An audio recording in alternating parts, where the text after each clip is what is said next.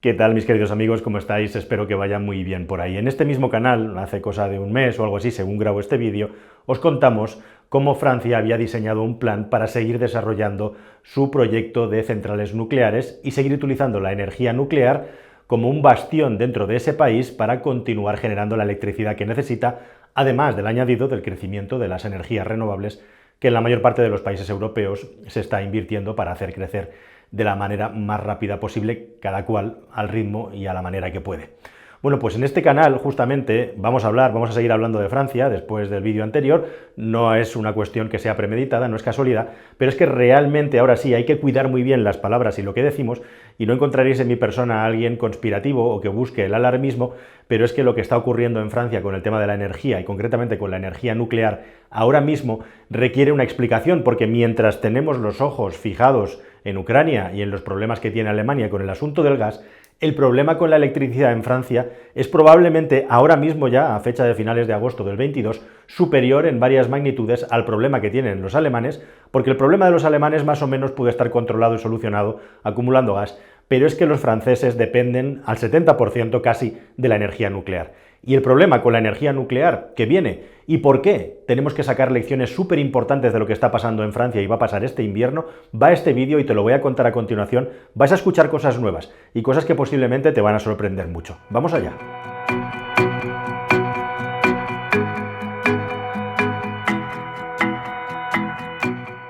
EDF se llama la compañía eléctrica más importante que hay en Francia, que está mayoritariamente participada por el Estado francés, Électricité de France. Y esto es normal teniendo en cuenta cuál es la idiosincrasia de los franceses y que también un país que ha decidido por sí mismo depender sobre todo de la energía nuclear necesita que el Estado esté dentro, pues para tener un control de que algo que es tan complejo técnicamente y tan potencialmente peligroso esté en buenas manos, esté bien vigilado y esté funcionando correctamente. Y se anunciaba, lo contábamos en el canal, ese plan para poner en marcha nuevas centrales nucleares, de eso te voy a hablar ahora, pero también se anunciaba un plan por el que probablemente Électricité de France, como al final va a pasar, va a acabar siendo comprada al 100% por el Estado francés. Y esto, que alguno podría pensar que es una buena noticia, una noticia interesante, ¿no? Que el Estado coja las riendas en algo tan crítico y estratégico como es la generación de energía, realmente lo que podría estar ocultando por detrás es directamente un rescate encubierto de una empresa pública mayoritariamente vinculada a la energía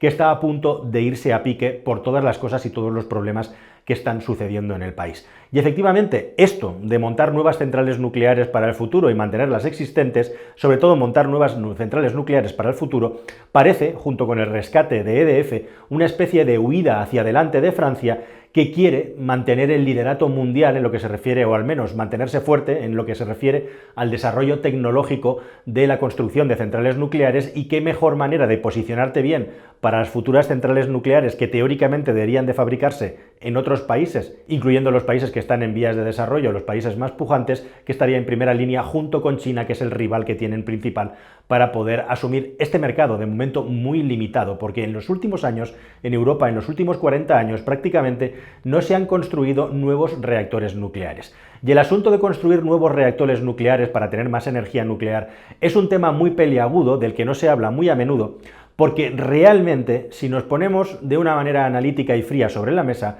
el principal problema de la energía nuclear, al menos en Europa y su generación, no es ni el peligro asociado a una posible avería o una posible catástrofe, ni tampoco la gestión de los residuos de la energía nuclear, que es un problema nimio, aunque dure miles y miles de años comparados con los problemas que tenemos hoy en día a todos los niveles, sino que el problema directamente es a ver quién narices construye una central nuclear que sea rentable en un lapso de tiempo suficientemente largo. O dicho de otro modo, ¿cuál es el resultado si nos ponemos a construir centrales nucleares? ¿Cuál es el resultado de este viaje en términos económicos, teniendo en cuenta lo que cuesta construir una central nuclear moderna? Y a este respecto, dejadme que os dé datos e informaciones concretas. En los últimos tiempos ha habido 3 proyectos de creación de una nueva central nuclear en distintos puntos de Europa, una central nuclear con tecnología EPR, que se supone que es una tecnología de última generación, que también utilizan en China para nuevos reactores que se han construido allí, EPR, que viene traducido al castellano de reactor europeo presurizado.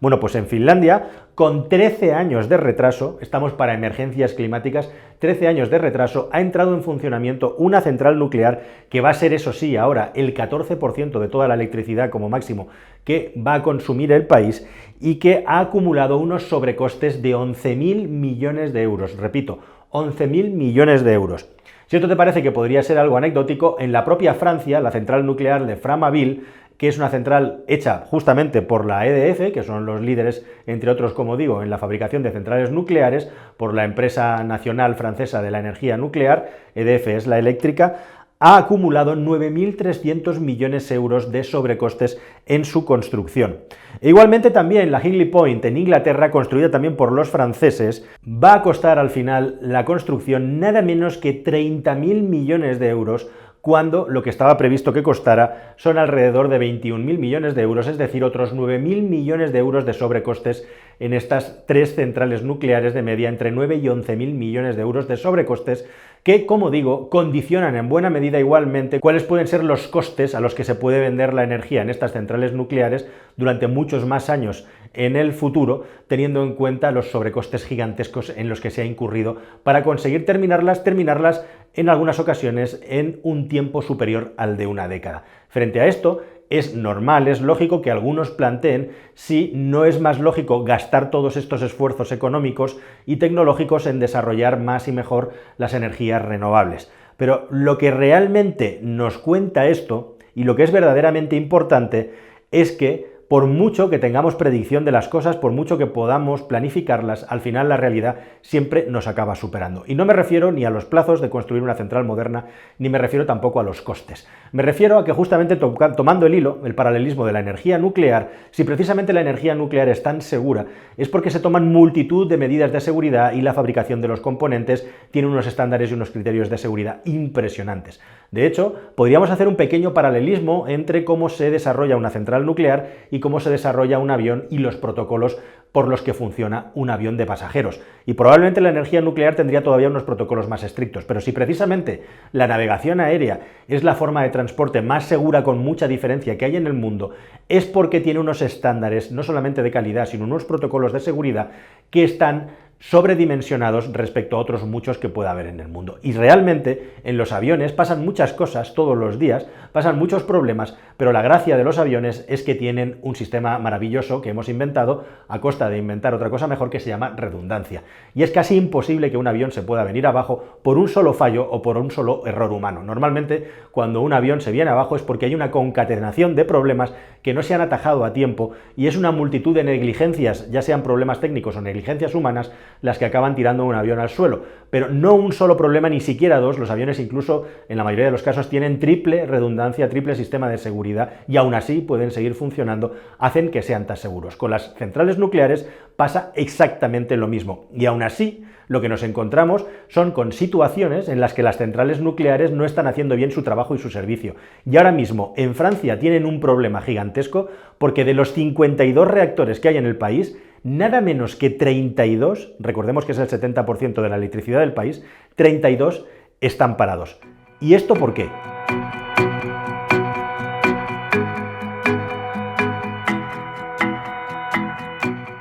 Bueno, pues esencialmente el motivo principal por el que los reactores están parados es porque estaba planificado que se pararan para hacer tareas de mantenimiento, de recarga del combustible y también en muchas centrales nucleares algunos ajustes para prolongar la vida útil de las mismas al menos 50 años más. Que visto lo visto, si tenemos que gastar dinero en las nucleares, probablemente, bajo mi modesto punto de vista, lo más inteligente sea en gastar dinero para mantener estas centrales nucleares vetustas mientras vamos creciendo en otras generaciones de energía que sean distintas a la nuclear. Pero lo cierto es que además de estas paradas técnicas, que además son más largas de lo normal justamente porque estaban buscando hacer tareas de mantenimiento extra que las preparen para funcionamientos muy largos, se han detectado en algunas de las centrales nucleares más modernas que hay en Francia algunos pequeños problemas de corrosión en tuberías, en sistemas de refrigeración que requieren de un estudio y justamente siguiendo los protocolos tan estrictos de la nuclear, una parada de la central para poder investigarlos e intervenirlos.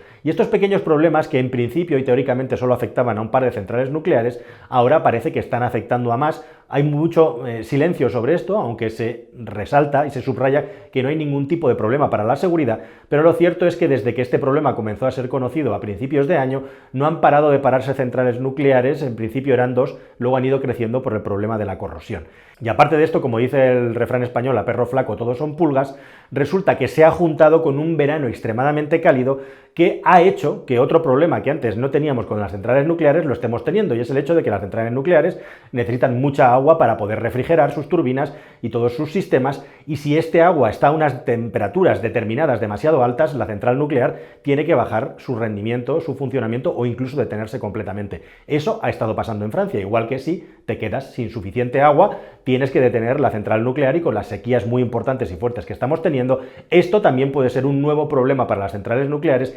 inédito hasta la fecha, que no había sucedido prácticamente en la vida útil de las mismas. La cuestión es que por H o por B, Francia ahora mismo tiene el precio de la energía muy alto, está al igual que en Centro Europa por encima de los 600 euros el megavatio hora, y ya hay previsiones que hablan de que para noviembre el precio podría estar a los 1000 euros el megavatio hora. Pero no solamente eso, ya no es un problema solamente del coste de la energía, sino que en Francia, precisamente por la exposición que tiene el país a la energía nuclear, resulta que la inmensa mayoría de las calefacciones del país, o al menos en un porcentaje mucho más alto que otros países, funcionan con energía eléctrica, porque es un país electrificado, es un país nuclearizado. Y eso puede provocar efectivamente picos y tensiones muy importantes en el abastecimiento que las autoridades se encargan de recordar y de explicar que tienen controlado, pero veremos a ver cuando llegue el test de verdad, el test de estrés de verdad, que es el invierno crudo, si es que hace un invierno fuerte, cómo responde un país, además, que en el sistema eléctrico europeo estaba acostumbrado y era y es el líder en exportación de electricidad a otros países,